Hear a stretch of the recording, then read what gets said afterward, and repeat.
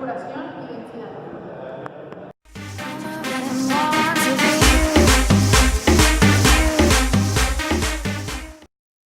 El concepto de áreas funcionales.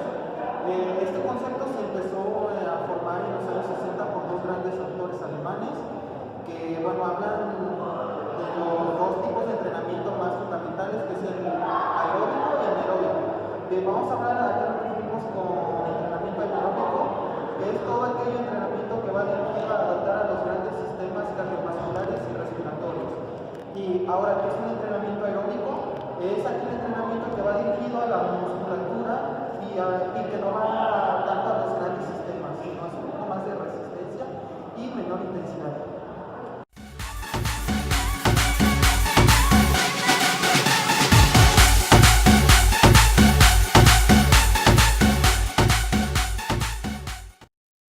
Muy bien, vamos a hablar sobre los efectos fisiológicos que se tienen en cada área funcionales. La primera área funcional que vamos a hablar de sus efectos fisiológicos es la área regenerativa. Dice que esta área regenerativa pues es muy importante para el proceso de recuperación de nuestro atleta después de cualquier ejercicio o entrenamiento muy intenso. Bien, ¿qué tenemos como primer lugar con el efecto fisiológico? Tenemos que se va a dar una activación aeróbica, entonces que va a haber un poco más de oxígeno para nuestros sistemas musculares. La otra es la estimulación hemodinámica.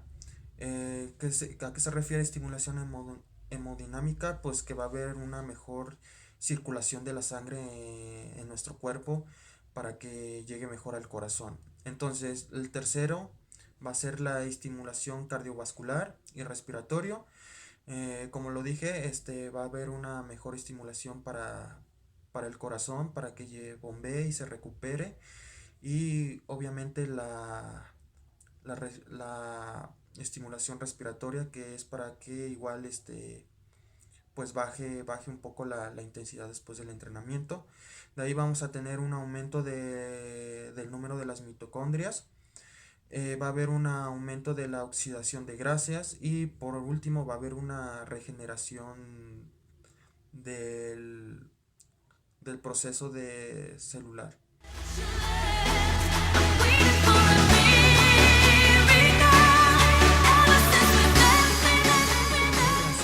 Funcional que vamos a abordar es la área subaeróbica. Se dice que este es el primer nivel que se trabaja para activar los mecanismos aeróbicos. Se dice que cuando se trabaja en esta área, nuestro atleta va a desarrollar o mantener su capacidad aeróbica. Entonces, ¿esto qué quiere decir? Que va a tener mejor resistencia a la hora de hacer los ejercicios en esta etapa. Entonces, que vamos a tener como primer efecto fisiológico, pues se dice que va a haber un incremento del número y tamaño de las mitocondrias. Va a haber un aumento de la mioglobina y de las enzimas oxidativas. Y también va a haber una mayor oxidación en los ácidos grasos. Y se dice que en esta área no va a haber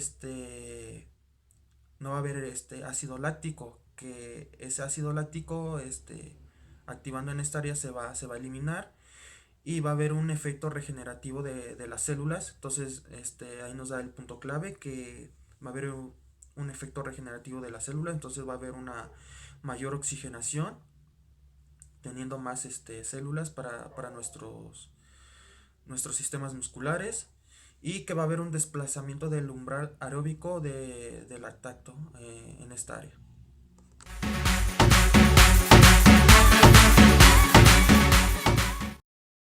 En este momento les voy a explicar lo que es el área superaeróbica. Constituye un segundo nivel en los trabajos de predominio aeróbico. Es el área funcional que más desarrolla la eficiencia aeróbica.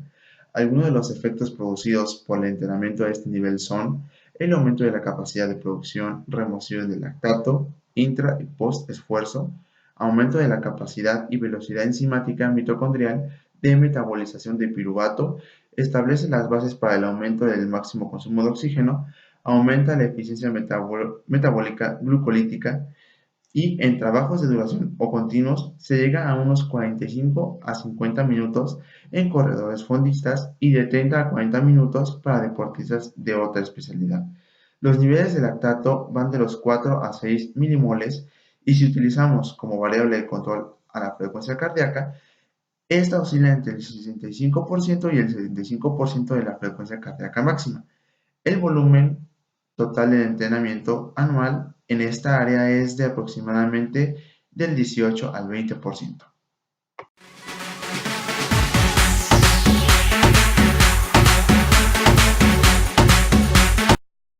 En este momento les voy a explicar lo que es el máximo consumo de oxígeno. Es el nivel de trabajo más elevado dentro de la parte aeróbica. Es el área que desarrolla la máxima potencia del mecanismo aeróbico. Algunos de los efectos inducidos por el entrenamiento son el aumento de la potencia aeróbica, eleva la velocidad mitocondrial para oxidar las moléculas de piruvato, incrementa la velocidad de las reacciones oxidativas tanto a nivel de ciclo de Krebs como a nivel de la cadena respiratoria, aumenta la eficiencia del sistema de transporte y difusión de oxígeno, aumenta la capacidad de trabajar en estados estables de lactato a niveles intensos de velocidad. La combustión de hidratos de carbono se lleva a la máxima capacidad y la oxidación de las grasas se reduce a un mínimo. Es el área que más aumenta el consumo de oxígeno y es específica de los corredores mediofondistas. Los trabajos para este nivel de intensidad van hasta los 8 o 10 minutos de esfuerzo continuo. Los niveles de lactato corresponden en esta área van de los 6 a los 9 o 10 milimoles, según el autor, y la frecuencia cardíaca se encuentra entre un 75 y un 90% de la frecuencia cardíaca máxima. Es el volumen total del entrenamiento anual, se maneja un 5 o 10% dependiendo del deporte y o especialidad.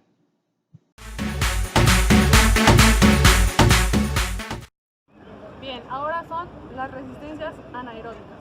Los trabajos para esta área son de una intensidad muy importante. Se encuentra entre el 95 y el 97% de las áreas específicas para corredores de 400 metros o bien nadadores. Uno de los efectos de la resistencia anaeróbica es el aumento de la capacidad de tolerar concentraciones de lactato, desarrollo de trabajos con más altas concentraciones de lactato y incrementa la capacidad de fibras rápidas. La tolerancia anaeróbica. Esta logra llevar los niveles de lactato al máximo posible de la intensidad de los trabajos del 95 al 98%. Claro está que depende de la duración en el volumen entre cada serie y entre repeticiones.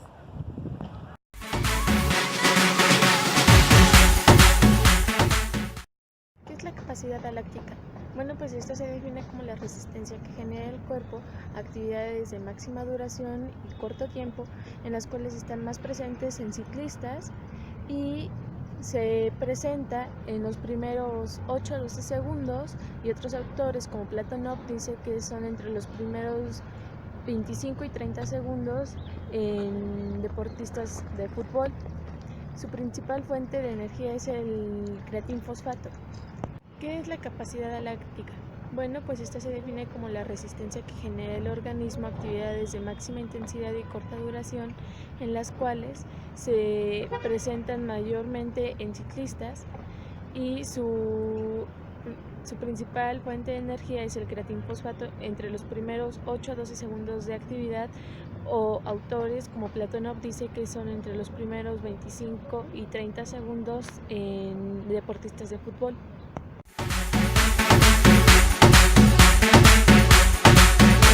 Anaeróbica. Bueno, pues esto se define como la capacidad que tiene el organismo a actividades de mayor intensidad y corta duración, en las cuales la intensidad llega a ser entre el 100 y 110%, y son descansos mayores a los 3 minutos para que así la resíntesis del creatinfosfato sea total.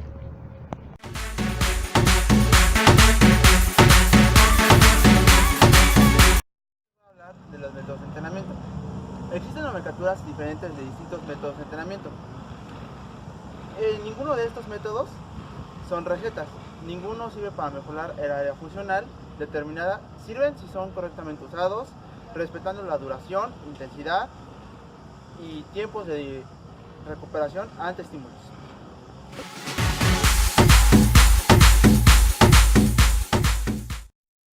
Bien, vamos a abordar el método de entrenamiento continuo corto. Este es muy similar al continuo largo con respecto a que no existe una pausa pasiva. En este método se trabaja una intensidad del 70 al 85% con la velocidad del entrenamiento, y también dice que en este método se tiene que bajar la carga del entrenamiento, o sea el volumen, si se va a subir la intensidad. ¿En qué deporte se trabaja este método más? Pues se dice que en una carrera continua de 30 a 40 minutos, en un nado libre que también dure de 30 a 40 minutos. En el método de Farcler también se utiliza este método porque son cambios de ritmo que duran de 30 a 40 minutos. Entonces este método se utiliza más para los atletas para que sean más eficientes en una capacidad aeróbica y tengan un mejor desempeño.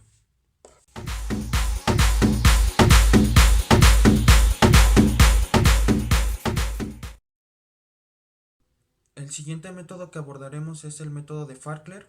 Este método se caracteriza por cambiar continuamente el ritmo de la intensidad del trabajo o de la carga que esté ejecutando nuestro atleta. En este método se va a trabajar una intensidad del 70 al 85% y dice que va a estar definido igual por el terreno de donde se está haciendo este método.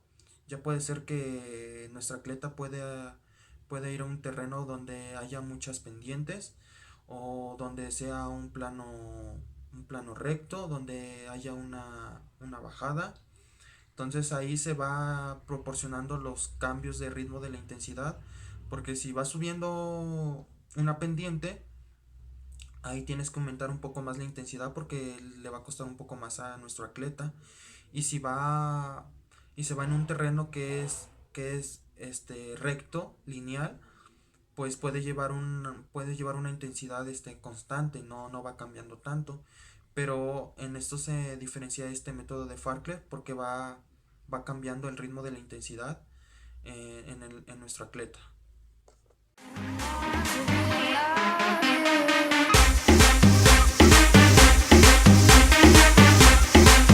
En este momento les voy a explicar el método de entrenamiento fraccionado aerobicolar.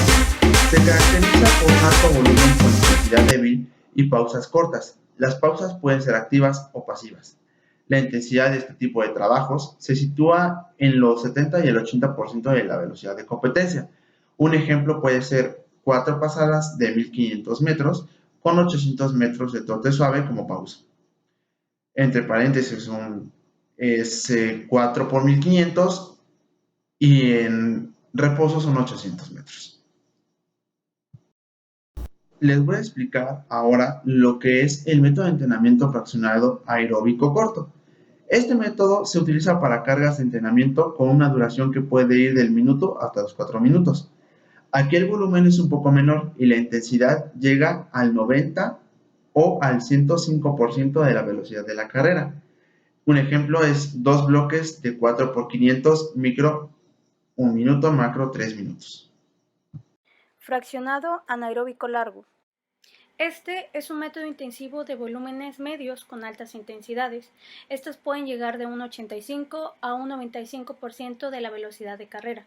Lo que busca generalmente este método es que el deportista logre adaptarse y sobre todo soportar altos niveles de lactato. Uno de los objetivos perseguidos es la capacidad de reclutamiento de las fibras rápidas ante presencia de lactatos, así como la coordinación intramuscular. La característica de esta actividad es la máxima movilización del sistema, donde las series son largas y las pausas son medias. Asimismo, existe una recuperación entre las 48 y 72 horas. Y uno de los efectos psicológicos que pueden aparecer a través de este método es la producción de dolor. El método fraccionado anaeróbico corto es el cual se trabaja una intensidad entre el 90 y 110% de la velocidad, el volumen de trabajo es bajo y se desarrolla la potencia láctica. El método de repetición largo es uno en el cual se trabaja una intensidad entre el 95 y 115% de velocidad y el volumen del trabajo es bajo. Repetición corto. Este método se utiliza para desarrollar la velocidad pura. El volumen es bajo y la intensidad llega hasta un 120% de la velocidad de carrera.